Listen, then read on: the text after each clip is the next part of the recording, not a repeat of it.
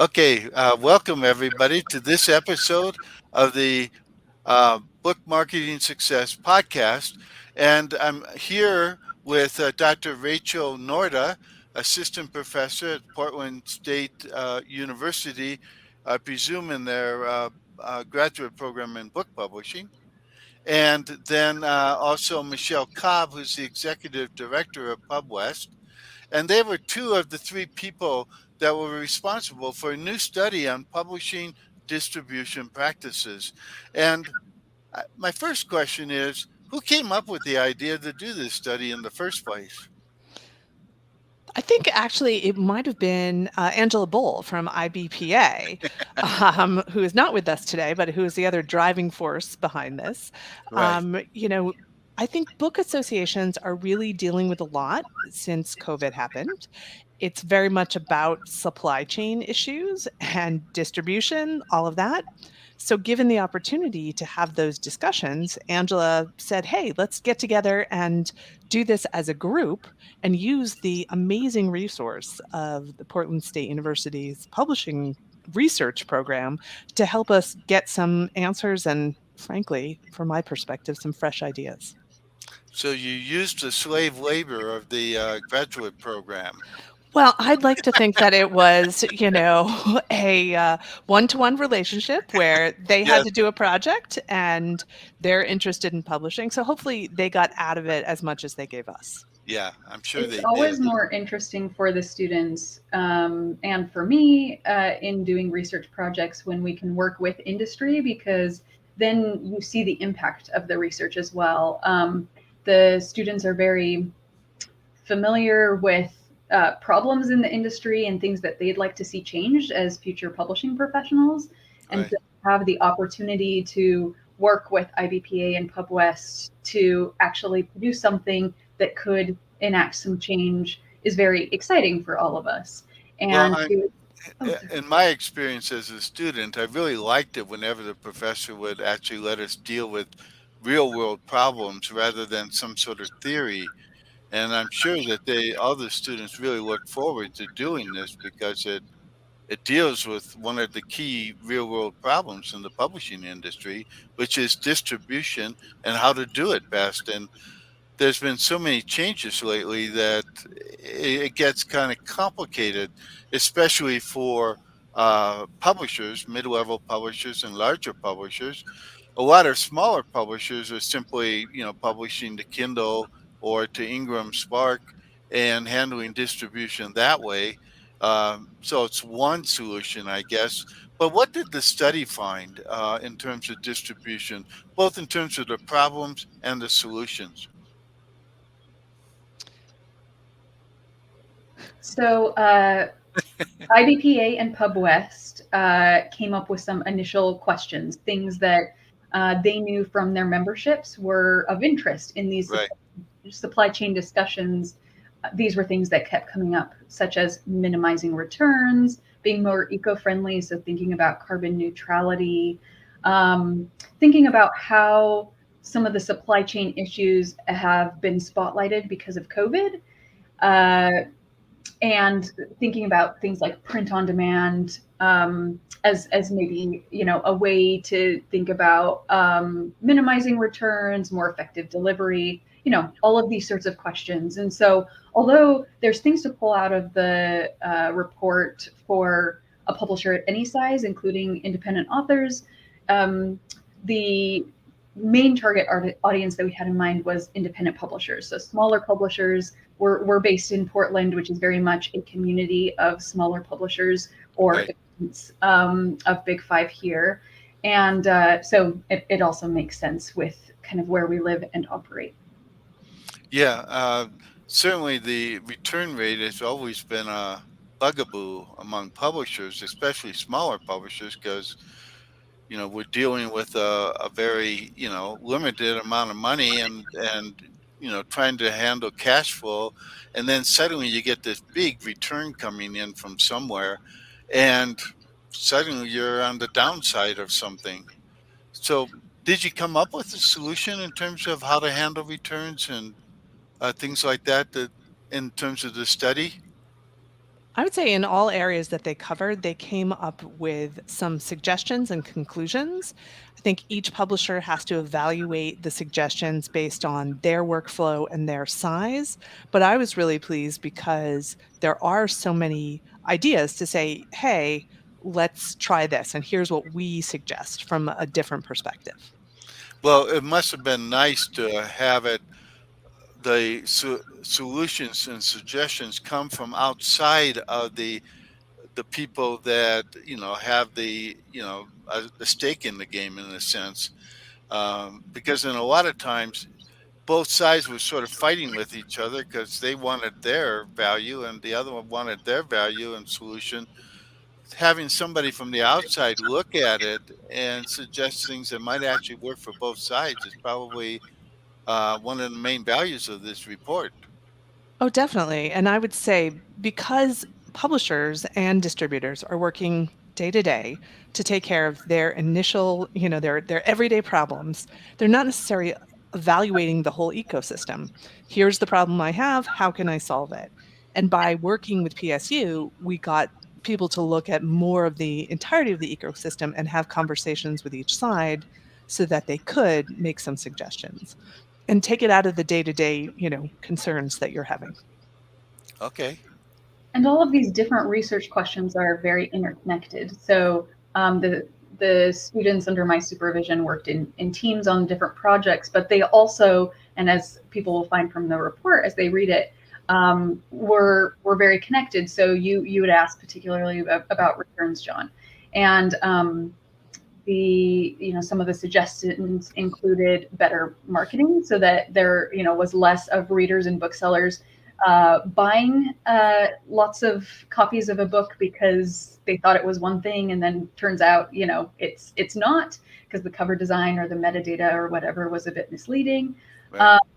Pre-orders as something to help to just help gauge the demand before the book has even launched, thinking more about direct to consumer sales, and working with print on demand to try to fill in those gaps. Do you think that print on demand is becoming one of the key solutions to some of the distribution problems, I think or it is it causing more? No, I think it has to be part of the solution because, we are dealing with such, deep supply chain issues. We just did a webinar at PubWest last week where Friesons was talking about the difficulty in getting paper, the cost of shipping, a container staying at the port for 3 weeks. Those are things you can't fully plan for. So having at least a portion of your printing be on demand is kind of key to ensure that you can be responsive to consumer demand. It helps eliminate risk as well, or Yes. at least minimize it, because then publishers aren't taking on such an upfront cost with a large print run. But regardless of how they use print on demand, whether it's only print on demand or using it in combination with offset, it can just really help because you then already have the sales by the time that you're printing. Yeah, and I remember, when I was doing a lot of editions of my 1001 Ways to Market Your Books, every time I went back to press, it was at least $30,000 I was going to have to invest up front before, you see any money, although I always did some sort of pre-sale thing to help cover my costs. And a lot of publishers tried to think of different creative ways to get some money in to help pay for the print run and so on.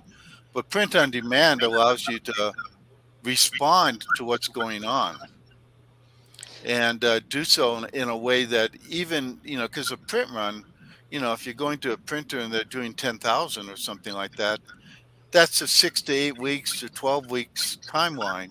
Whereas print on demand, you can turn around in a week or so. Well, and the timeline is extended now. Yeah. Yeah, they were saying to us last week, if you are interested in printing something, you have to be looking at 2023. Ouch. So it's a lot of planning ahead, whereas print on demand gives you an option. And also with print on demand, if you're thinking about sustainability, you are not having to worry about having to pulp a lot of books, which I think is really important. We also I don't. as a publisher and an author, I hate destroying books of any kind. Well, and it's Rachel? surprising. I think for a lot of people, it's surprising how many books are actually just destroyed and not recycled as well. Yeah. One of the things too that came out of the research project was it's not entirely clear to really anyone in the industry what happens with those pulp books and how much um, it's kind of the, oh, these are going to be recycled, but exactly how and what. And so that piece also makes everyone nervous, not only destroying books, but are they actually going to be put to good use? Yeah, and that's really a concern. I think it's been a concern for a long time that I've been in the industry that publishers hate destroying books. They certainly, if they have to, they want to recycle it in some way. So it becomes a real problem. And Michelle, as you said, right now, there's a real major problem with paper shortages. Oh, yeah. Some of the magazines I've read have you know changed their paper sourcing, different quality of paper, and they're still having trouble staying with their publishing schedule, and that's got to be a challenge. With book publishers, we can sometimes put it off, but with magazine publishers, you're talking about a schedule that people expect you to live up to. Um, so I can see how that can be a real problem. I actually talked to a print on demand publisher that last week for one of my clients, and he said, "Well, if you're going to do print on demand with us, it'll be 8 weeks." And I'm going, "Well, wait a minute, print on demand, you know?" Wow. Uh, and so I didn't quite understand it, but I wasn't thinking about the paper shortage, and that's probably one of the major factors that's even affecting print on demand right now. Definitely. So I know that one of the questions that you actually asked in the study was what shortcomings in the book industry were sort of exposed through the pandemic. Well, paper, shipping. I mean, I think if you look at what happened in the pandemic and you look at the success of digital publishing, but at the same time, there was a growth in print. So there's a demand for the type of work that we are doing, but it's trying to find that balance between what really needs to be printed and how much we as human beings enjoy picking up a book and how much you can absorb and enjoy in the digital format that is much quicker. I do a lot of work in audiobooks. Audiobooks didn't have some of the same supply chain issues because the majority of our publishing prior to the pandemic was digital. Right. But that's okay. You're not seeing much with the CD, right? You don't really gain very much. It's very different with a book, especially if it has lovely photos or charts and graphs. You're trying to find that balance of what's acceptable and what's an enjoyable experience digitally. I still like reading in a comfy chair or in my bed or something like that, and I don't really want a machine with me at the time. My wife is, I would say, legally blind right now, so she does a lot of audio listening. And so I've watched that sort of transformation because, and thankfully the audio is there because otherwise I'd be having to read to her. And I do read magazines to her and other articles and so on, but it's a little different than, a whole book. And she listens a lot. So I lost my iPad. And so I'm thinking I'm going to have to buy another one just for me. Because that's the easiest way to access Audible, which is where she listens to a lot of the audios that she gets. one question that did you talk much in the study about the impact on bookstores in terms of distribution and so on? Yes, they weren't, like I said, independent publishers are the primary audience, but Right, especially independent bookstores are very interconnected in that right. ecosystem, and we like to support each other. So this was addressed in talking about cost effective delivery, for example. One of the things I was thinking about when you and Michelle just now were talking about supply chain and what COVID has exposed, just our interdependence out on entities outside of the U.S., which of course were hugely disrupted with COVID, was one of the things that was exposed during the pandemic. So being able to return to the local, to think about local printing and buying, and that includes supporting local independent bookstores, and bookstores have been very nimble during this time to do curbside pickup and really ramp up their online presence. We have a local Yeah. bookstore here in Portland. It's the only Black-owned bookstore in Oregon, and called Third Eye Books. And they created an app. They really leaned into some of those things, but also made some great community space. Safe with masks and all those. But during this time, because they knew how important bookstores were. It was one of the things that I missed was the whole bookstore events. A lot of them got canceled. I was actually surprised how many of the independent bookstores survived the pandemic, given all the restrictions that were going on. But my local bookstore here in Taos survived uh, and is, prospering again now. Well, I think a lot of the bookstores were, as Rachel said, very creative. They got out into the community and set up delivery in a way that worked for them and the consumer to ensure that people could get what they needed, which was entertainment and education. In your study, did you find, do you discuss any of the creative ways that publishers responded to the pandemic? Yes. So as part of the research methodology, there were interviews and surveys with independent publishers and with bookstores, especially for some of these key issues that touch them both, like minimizing returns and local delivery.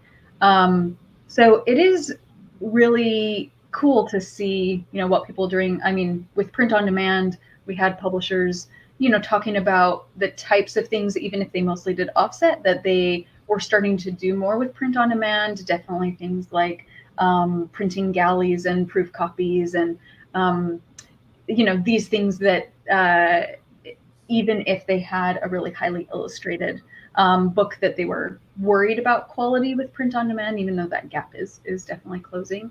Um, where it made sense, in these particular contexts. And to Michelle's point, a lot of that has moved digital too, with e-galleys and things being very common, which I hope is something that will continue post-pandemic.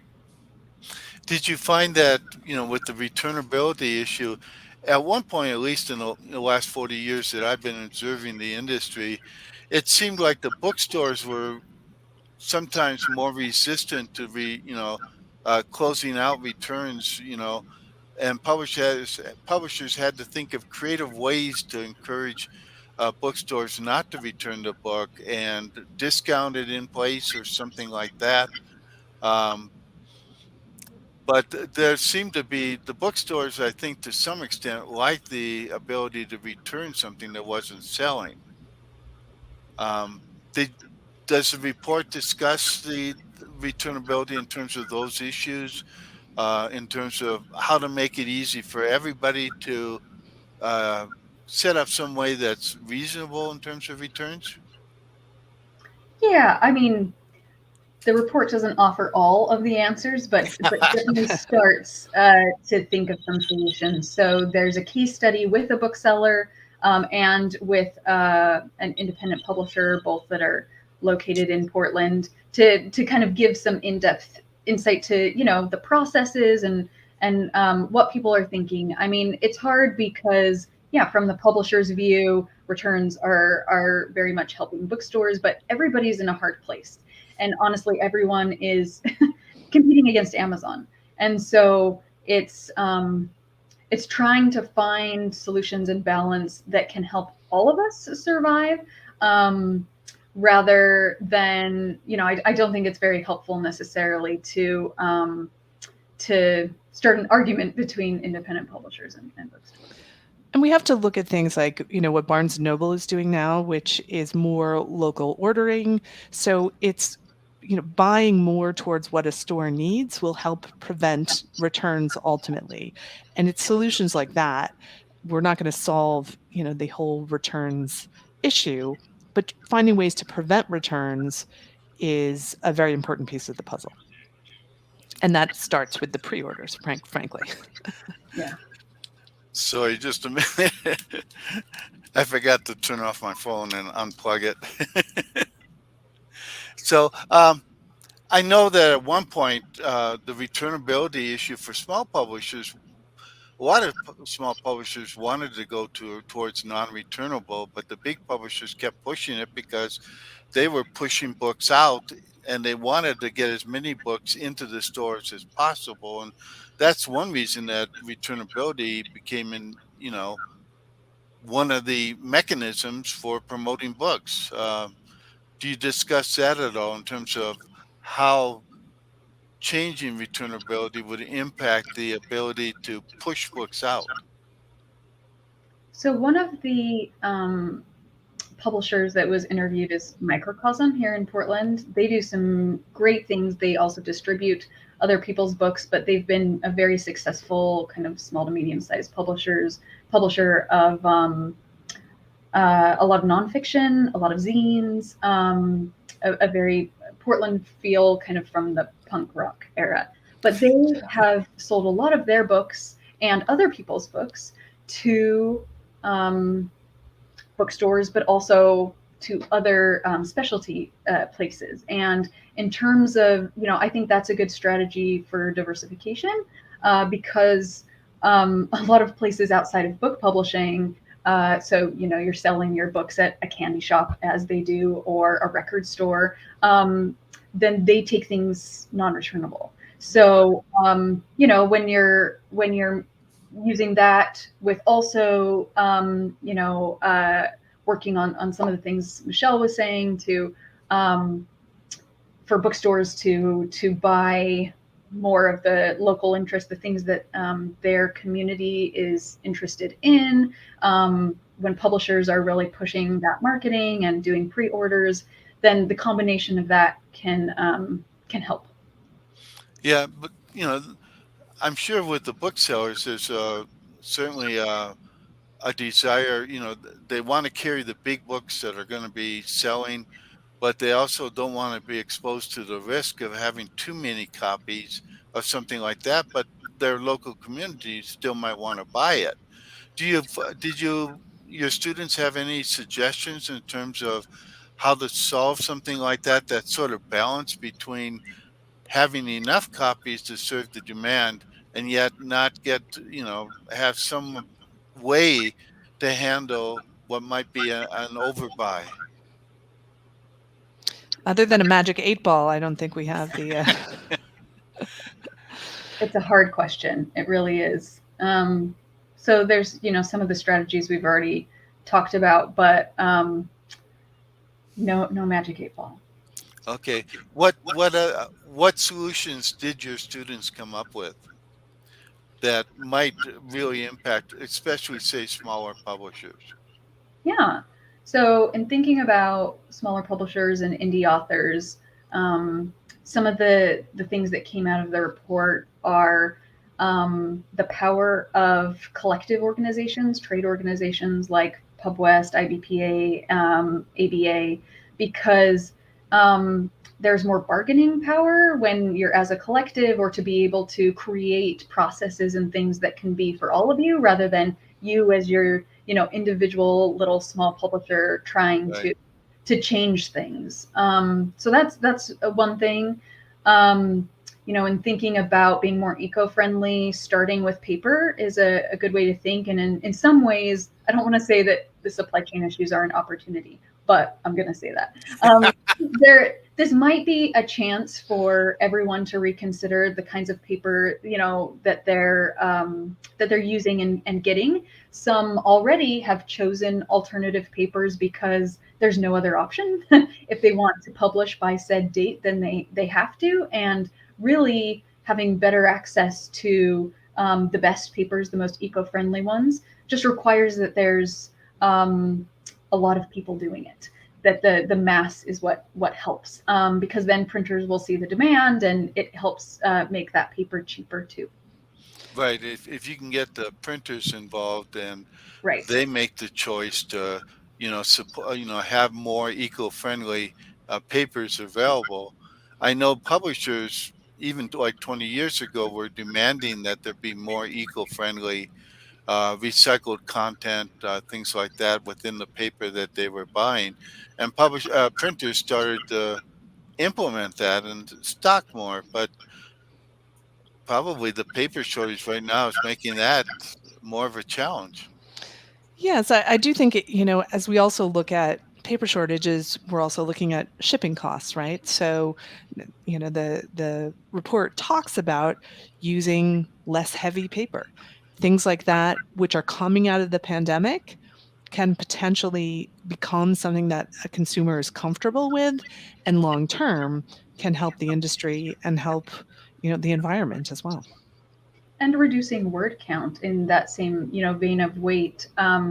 The At the publishing program here at PSU, all of the students and faculty run a publishing company together that's part of PubWest. It's called Hooligan Press, and Okay. one of the things in all of the supply chain issues that Hooligan is doing is, across the board for new acquisitions, reducing word count, because it's otherwise too expensive. It's too expensive to keep making books and shipping books at the size that we have been.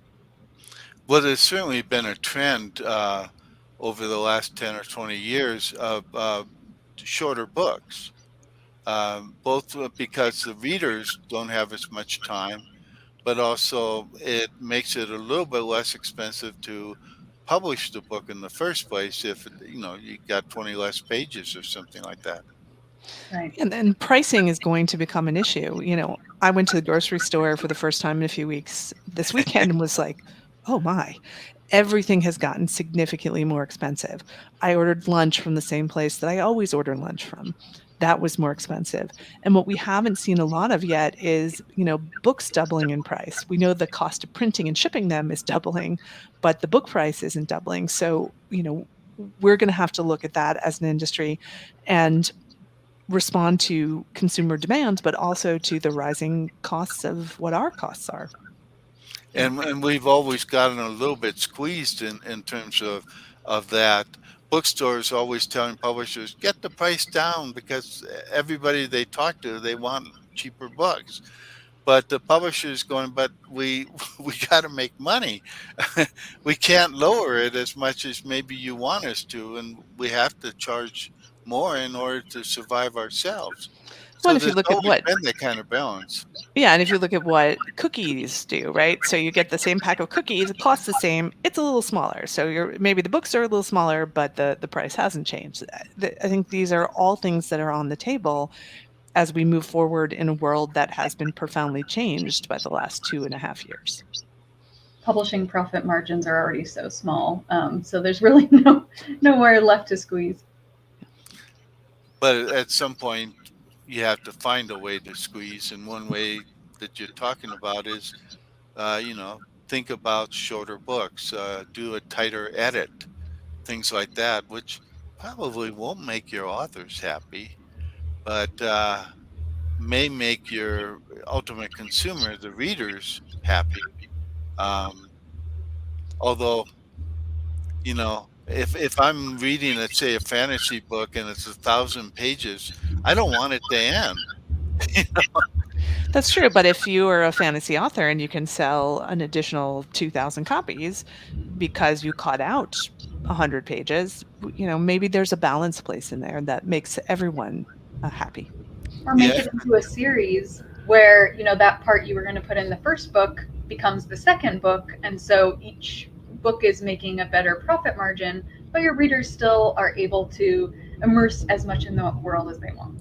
yeah, and that's always a balance there in terms of how we handle those things, both as a publisher, as an author, bookstore, uh, all the way along the line.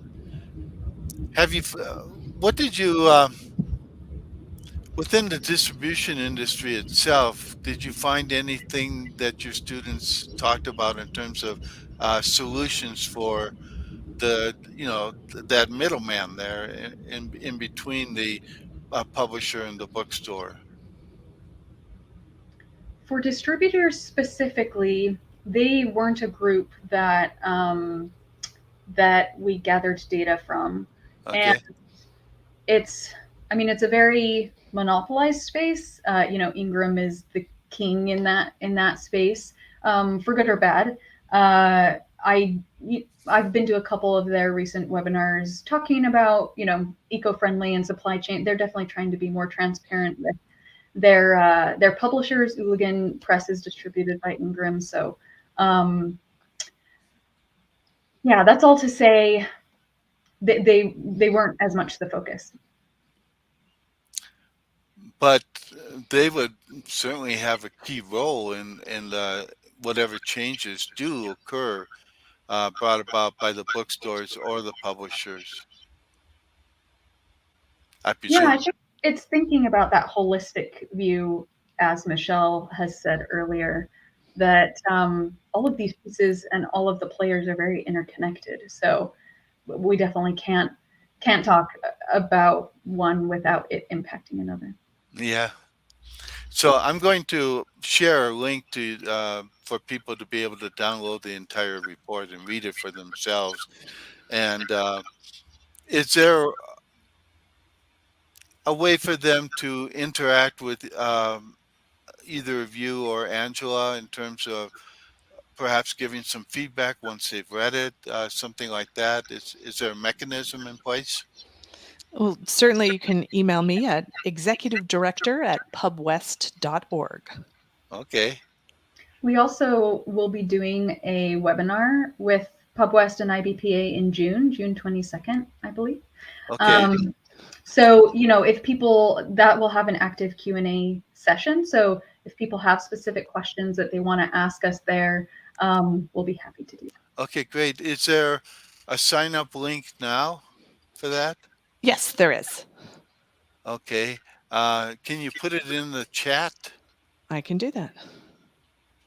and then I can add it to uh, the podcast page? Fantastic.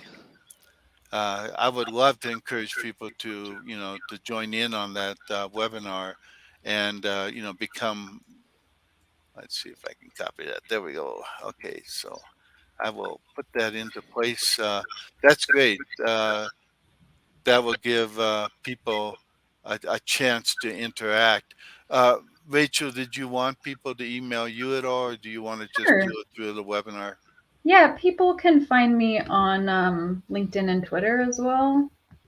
Okay. But here's my PSU email on Twitter. I'm Rachel Okay. Lynn, and then just Rachel Nordahl on LinkedIn. Okay. Okay, great. Any last statement that you want to make? Anything? I'd just like to say thank you to, Rachel and the students for making this a really fun experience. It was great to get their perspective, but also it was fun, I would say personally for me. I'm on the East Coast and I would attend these late night classes and they always kept me very engaged, which I appreciated. Uh, Wait a minute. You can't be on the East Coast. You're Pub West. Well, you know what? Pub West has members all over the country, and I happen to be based in Rhode Island.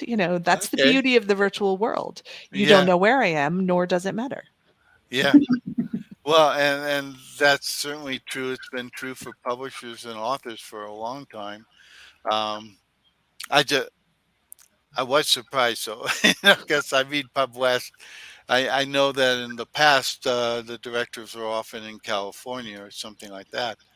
Well, Uh, yes, we actually are, it's a team. So we do have someone in California and someone in New York and someone in Rhode Island. So that's what's nice. We can spread the wealth throughout the country and be available at a wide variety of hours. So well, for a long time, IBPA was almost a West Coast organization until it went national and started to, get further out there.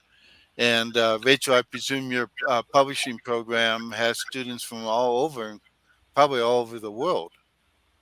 Yeah, over half of our students come from outside of Oregon, and we have some international students right now from Spain and Chile, and we've had ones from India and China before. So yeah, it's a rich community, and they bring a lot of energy to the program. Okay. So again, the webinar is on June 22nd, 22nd. Okay, so and it's at 11 a.m. Pacific time, 2 p.m. Eastern time. okay, great. So thank you for joining me. I really appreciate that both of you were able to make the time to join me in this podcast. It will be distributed to a lot of different places, so hopefully we'll get the word out for you. Thanks so much. Thanks, John. Thanks a lot. All right. So I stopped.